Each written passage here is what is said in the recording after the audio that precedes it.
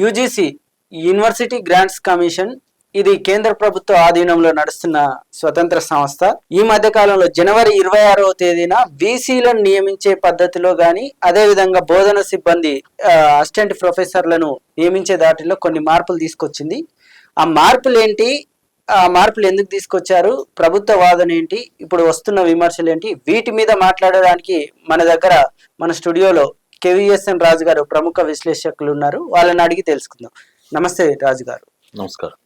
ఇప్పుడు యూజీసీ ఈ మధ్య కాలంలో తీసుకొచ్చిన ముఖ్యమైన మార్పులు ఏంటి, ఆ మార్పుల వల్ల ఏం జరగబోతుంది, ఏ మార్పులు తీసుకొచ్చింది? యూనివర్సిటీ గ్రాంట్స్ కమిషన్ అన్నది ఉన్నత విద్యా మండలి తాలూకా ప్రభుత్వ రెగ్యులేటర్ లాంటిది. యూజీసీ రికగ్నిషన్ ఉందా అని అంటారు. ఆ రికగ్నిషన్ ఉంటేనే ఆ యూనివర్సిటీలకి అనుబంధంగా ఉన్న కాలేజీలకి, లేదు డైరెక్ట్ గా కాలేజీలు యూజీసీతో అనుబంధంగా ఉన్నదానికి అది కేంద్ర ప్రభుత్వం ఇచ్చిన గుర్తింపు. ఆ యూజీసీ దాంట్లో మీకు కొన్ని మార్పులు తీసుకొచ్చారు. అందులో మార్పులు వాటిని నోటిఫై చేశారు. జనవరి 6వ తారీఖు నాడు ఏం మార్పులు తీసుకొస్తున్నావు అన్నది వాళ్ళు నోటిఫై చేశారు. మొత్తం దేశవ్యాప్తంగా ఉన్న మేధావులు గాని, విద్యావంతులు గాని, యూనివర్సిటీల నుంచి గాని, స్టూడెంట్స్ నుంచి గాని వాళ్ళ అభిప్రాయాలు, వాళ్ళు తీసుకురాబోయే నిబంధనలో ఉన్న మార్పుల మీద వాళ్ళ అభిప్రాయాలు తెలియజేయడానికి 30 రోజులు గడువు ఇచ్చారు. అందులో మార్పులు ఒకటి, వైస్ ఛాన్సలర్స్ నియామకం. మీరన్నట్టు ప్రొఫెసర్లు, అసిస్టెంట్ ప్రొఫెసర్లు, లెక్చరర్లు నియామకం. అట్లాగే బోధనేతర సిబ్బంది అంటే superintendent, clerk, cashier, accountant, manager, ఇట్లా అంటే నిర్వహణకి సంబంధించిన సిబ్బంది, బోధనేతర సిబ్బంది. అందులో కొన్ని నాన్ టీచింగ్ స్టాఫ్ మీరు అన్నట్టు. సో ఇందులో మార్పులు తీసుకొచ్చారు. ఆ మార్పుల్ని ఇప్పుడు దేశవ్యాప్తంగా చర్చలోకి వాళ్ళు ఆహ్వానించారు. దానికి 30 రోజులు గడువు ఇచ్చారు. నియామకంలో వచ్చిన మార్పు, ఏ మార్పు వచ్చింది అసలు? ఆ గతంలో ఉన్నదేంటి, ఇప్పుడు వచ్చిన మార్పు ఏంటి? వైస్ ఛాన్సలర్స్ ని నియామకం, ప్రొఫెసర్ నియామకం, అసిస్టెంట్ ప్రొఫెసర్ నియామకం, లేదు లెక్చరర్ నియామకం, వీటికి కొన్ని నిబంధనలు ఉన్నాయి. ఇప్పటి వరకు ఉన్న ఆనవాయితీ ఏంటి అని అంటే, ఒక వైస్ ఛాన్సలర్ నియమించాలి అని అంటే మీకు యూజీసీ నుంచి ప్రతినిధి, అట్లాగే రాష్ట్ర ప్రభుత్వం సిఫార్సు చేసిన పేరుతో గవర్నర్ వైస్ ఛాన్సలర్ గా ఉంటారు కాబట్టి గవర్నర్ నియమించిన ఒక ప్రతినిధి, అట్లాగే సెలెక్ట్ జాయింట్ అని చెప్పి వాళ్ళ కమిటీ ఉంది, సెర్చ్ కమిటీ, సెలెక్ట్ కమిటీ, అలాగా ఆ కమిటీ నుండి ఒకరు. వీళ్ళ ముగ్గురు కమిటీగా ఉండి వీళ్ళు ఒకరిని వైస్ ఛాన్సలర్ గా నియమిస్తారు. అది ఇప్పుడున్న పద్ధతి. దాన్ని ఇప్పుడు మార్పు తీసుకొచ్చేటట్టు చేస్తున్నారు. ఇది ఒకటి. రెండోది, ఇప్పటికే ఒక మోడీ గారు అధికారంలోకి వచ్చిన తర్వాత ఒక మార్పు తీసుకొచ్చారు, లేటరల్ ఎంట్రీ అని చెప్పేసి. అంటే ఆ విద్యా సంస్థల్లో అనుభవం లేకపోయినా దేశంలో నిష్ణాతులైతే, ఆ రంగంలో నిష్ణాతులు కాకపోయినా నిష్ణాతులైన వాళ్ళని డైరెక్ట్ గా వైస్ ఛాన్సలర్స్ గా, ప్రొఫెసర్లుగా, లేదు అసిస్టెంట్ ప్రొఫెసర్లుగా నియామకం చెయ్యొచ్చు. అని మార్పు. మార్పు. ఇప్పుడు నైపుణ్యం ఉన్న వాళ్ళను, నైపుణ్యాన్ని వాడుకుంటే తప్పేంటి? అసలు నైపుణ్యం ఉన్న వాళ్ళని వీసీలుగా డైరెక్ట్ గా నియమిస్తే తప్పేంటి? అందులో మంచిదే కదా అది. అంటే నైపుణ్యం దేంట్లో అన్నది ప్రశ్న. ఇప్పుడు మీకు అందుకే నేను చెప్తున్నాను, నేను మధ్యలో అంతరాయం వచ్చింది. గతంలో ఐఏఎస్, ఐపీఎస్ ఆఫీసర్స్ ని మీకు వైస్ ఛాన్సలర్స్ గా నియమించింది ఉంది. అది అనుభవంలో తేలిన తర్వాత పక్కన పెట్టారు. ఇప్పుడు అది పక్కన ఉంది. ఇప్పుడు అసలు వాళ్ళు కూడా ఒక ప్రాసెస్ ద్వారా, అంటే సివిల్ సర్వీసెస్ ద్వారా వాళ్ళు కంప్లీట్ చేసి ఐఏఎస్, ఐపీఎస్ ఆఫీసర్లుగా వచ్చారు. వాళ్ళు వాళ్ళ రంగాల్లో అనుభవం ఉంది. పోలీస్ సెక్షన్ లో కానీ, లేకపోతే అడ్మినిస్ట్రేషన్ సెక్షన్ లో కానీ, ఐఏఎస్, ఐపీఎస్ కి. కానీ విద్యారంగానికి ఒక యూనివర్సిటీకి ఆయన్ని వైస్ ఛాన్సలర్ గా నియమిస్తే ఆయన అందులో ఏం మార్పులు తేవాలి? అదొక భాగం. ఏం తీసుకొస్తారు? ఆయన నిష్ణాతుడే, అవును. మేధావే. ఆయన రంగం. సివిల్ సర్వీసెస్ లో అత్యంత పోటీని ఎదుర్కొని దేశవ్యాప్తంగా కొన్ని వందల మందిలో ఆయన ఒకరు సివిల్ సర్వీసెస్ కి ఎంపికైన ఆయన. కానీ ఆయనకి విద్యారంగంలో ఏం తీసుకురావాలన్న అనుభవం ఉండదు, ఆయన రంగంలో ఆయన నైపుణ్యం ఉండదు. ఒకటి.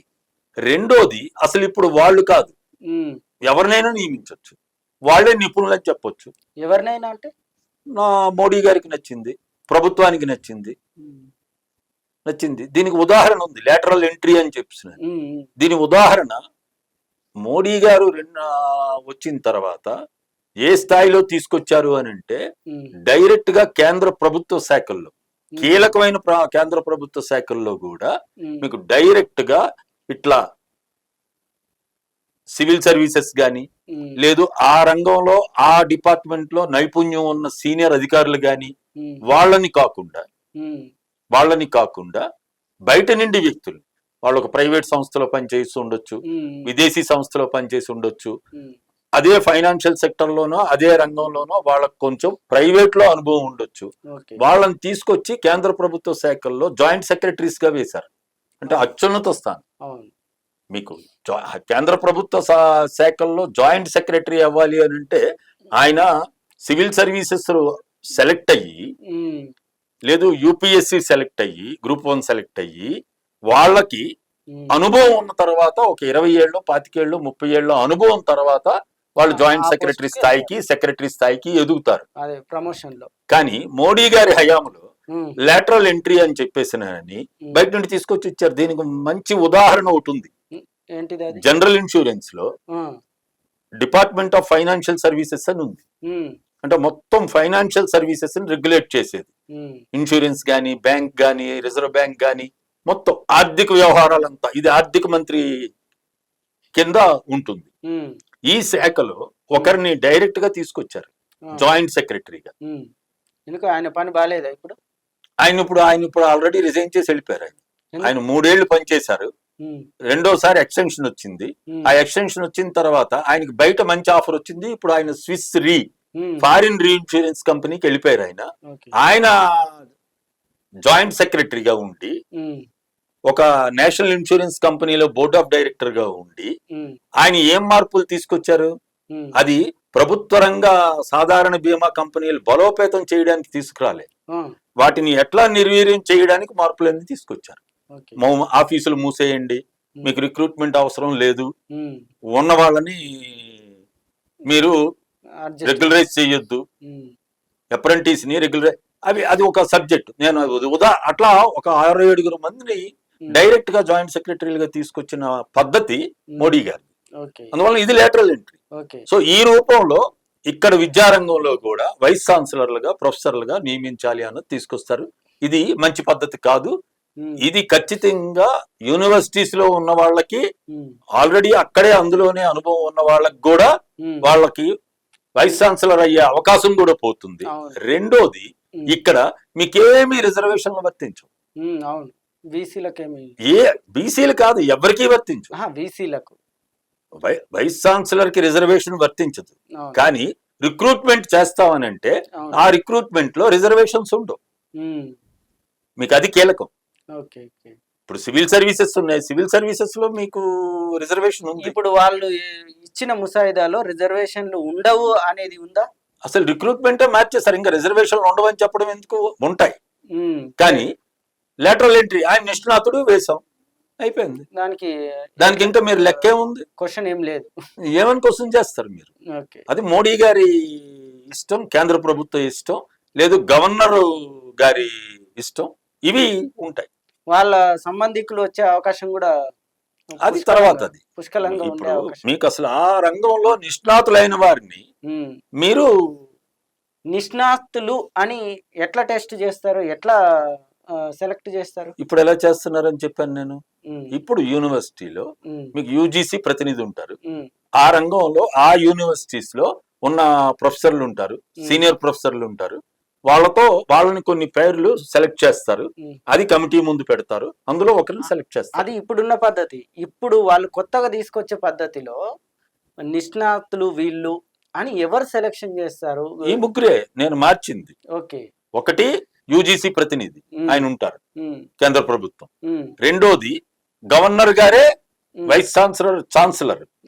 ఇప్పుడున్న మనకి ప్రాక్టీస్ లో ఏంటి అని అంటే, రాష్ట్రాలకి ఎవరైతే గవర్నర్లుగా నియమితులయ్యారో వాళ్లే ఆ రాష్ట్ర పరిధిలో ఉన్న యూనివర్సిటీస్ లో వాళ్ళు ఛాన్సలర్లు అవుతారు. అవును. ఇప్పుడు ఆయన ఒక ప్రతినిధి, ఆయన పెట్టిన ఒక పేరు పెడితే ఆయన ఒక ప్రతినిధి అవుతారు.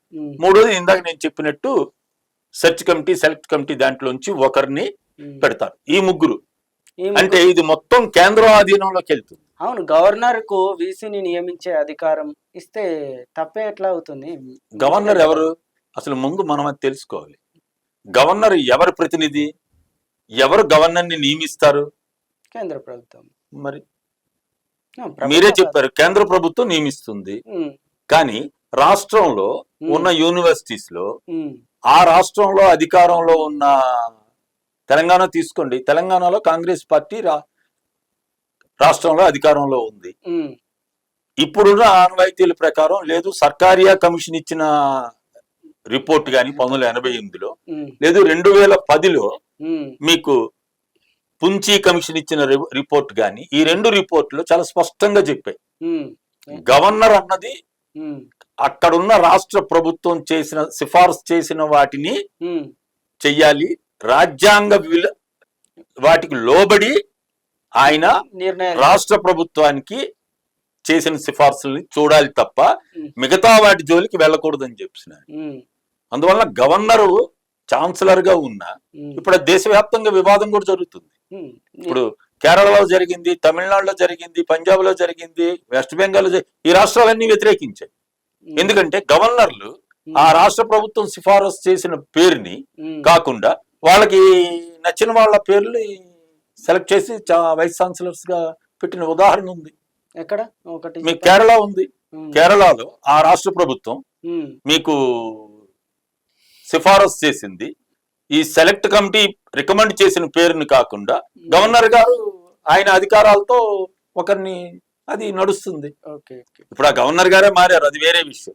కానీ అసలు రాష్ట్ర ప్రభుత్వాలు, అది బీజేపీ అవ్వచ్చు, ప్రతిపక్ష పార్టీలు అవ్వచ్చు, కానీ కేంద్రం చేతిలోకి వెళ్తుంది, కేంద్రమే చేస్తుంది. అంటే మరి ఆ రాష్ట్ర ప్రభుత్వం ఆధీనంలో ఉన్న విశ్వవిద్యాలయాలు, వాటిని వైస్ ఛాన్సలర్స్ నియామకం అంటే ఎక్కడికి తీసుకెళ్తున్నారు వీళ్ళు? అసలు విద్య అన్నది అది మీకు ఉమ్మడి జాబితాలో ఉంది రాజ్యాంగంలో. ఇది రాజ్యాంగానికి భిన్నం కూడా. అలాగే రాష్ట్రాల హక్కుల్ని హరించేది కూడా. ఎట్లా అంటే ఇదే మీకు ఇప్పుడు మీకు తెలంగాణ ఉదాహరణ చెప్పాను. తెలంగాణకి ఆ ప్రభుత్వం సిఫారసు చేస్తే నేననేది అవదు. వీసీ నిబంధనలు మార్చి కొత్త మార్పులతో వీసీలో నియమించే దాంట్లో రాష్ట్రాల హక్కులకు వచ్చిన భంగం ఏంటి? ఎట్లా రాష్ట్రాల హక్కులు దెబ్బతింటాయని అంటారు? కేవలం వీసీ. రాష్ట్రాన్ని ఎవరు పరిపాలిస్తారు? కేంద్రమా రాష్ట్రమా? రాష్ట్ర ప్రభుత్వమే. మరి రాష్ట్ర ప్రభుత్వం నిర్ణయం చెయ్యాలా? రాజ్యాంగంలో క్లియర్గా ఉంది, విద్య అన్నది కన్కరెంట్ లిస్ట్ అంటే ఉమ్మడి జాబితాలో ఉంది. ఉమ్మడి జాబితాలో ఉంది. ఇప్పుడు వరకు నేను చెప్పిన సర్కారియా కమిషన్ గాని, పూంచ్ కమిషన్ గాని, ఇప్పుడు వరకు ఉన్న గవర్నర్ల విధుల్లో గాని మీకు ఉన్నది రాష్ట్ర ప్రభుత్వ సిఫారసు. అది బీజేపీ ప్రభుత్వం అవ్వచ్చు, ప్రతిపక్ష పార్టీల ప్రభుత్వం అవ్వచ్చు. కేంద్రంలో ఇప్పుడు బీజేపీ ప్రభుత్వం ఉంది, ఎన్డీఏ ప్రభుత్వం ఉంది. కానీ మొత్తం దేశమంతా రాష్ట్రాల్లో ఎన్డీఏ ప్రభుత్వాలు లేవు, బీజేపీ ప్రభుత్వాలు లేవు, బీజేపీ యాత్ర ప్రభుత్వాలు కూడా ఉన్నాయి. అందువల్ల ఇదేదో ప్రతిపక్ష పార్టీలకి జరిగే నష్టమని అనుకుంటే అది కూడా తప్పు. అసలు రాష్ట్రాల హక్కుల్ని హరించేది. ఎందుకు రాష్ట్రాల హక్కుల్ని హరించేది అని అంటే, ఆ రాష్ట్రంలో యూనివర్సిటీస్ లో వైస్ ఛాన్సలర్స్ నియమించే అధికారం రాష్ట్ర ప్రభుత్వం నుండి తీసేయడం, అది కీలకం. అంటే మొత్తం కేంద్రీకరణ. నేను అందుకే ఇందాక లేటరల్ ఎంట్రీ అని చెప్పాను. డైరెక్ట్ గా కేంద్ర ప్రభుత్వ శాఖల్లో గాని, లేదు డైరెక్టరేట్స్ లో గాని అనుభవజ్ఞులు అని చెప్పేసి తీసుకురావచ్చు అని చెప్పి దీన్ని మార్పులు తేవడానికి కూడా యూపీఎస్సీలో తీసుకొస్తే దేశం అంతా వ్యతిరేకించేటప్పటికి లేటరల్ ఎంట్రీని దాన్ని పక్కన పెట్టారు. ఇప్పుడు నేను ఆ చర్చలోకి వెళ్తాను. కానీ యూజీసీలో తీసుకొచ్చిన మార్పులు తీసుకుంటే ఇది చాలా కీలకమైంది. ఎందుకంటే రాష్ట్రాల హక్కులు మీకు ఉన్నాయి. అందుకే మనది యూనియన్ గవర్నమెంట్ అంటారు. అంతే తప్ప ఇది మనది రాజ్యాధికారం కాదు, అధ్యక్ష పాలన కాదు, ప్రజాస్వామ్య పాలన సమైక్య విధానం. మీకు మరి ఇదేంటి, ఇది ఎట్లా చేస్తారు మరి? రాష్ట్రాల సమైక్య, మరి రాష్ట్ర హక్కుల్ని ఎలా హరిస్తారు? అందువల్ల ఇది బీజేపీ ప్రభుత్వం కూడా వాళ్ళకి నచ్చిన వాళ్ళని నియమించలేరు. రాష్ట్రం మళ్ళీ కేంద్రమే నియమిస్తుంది.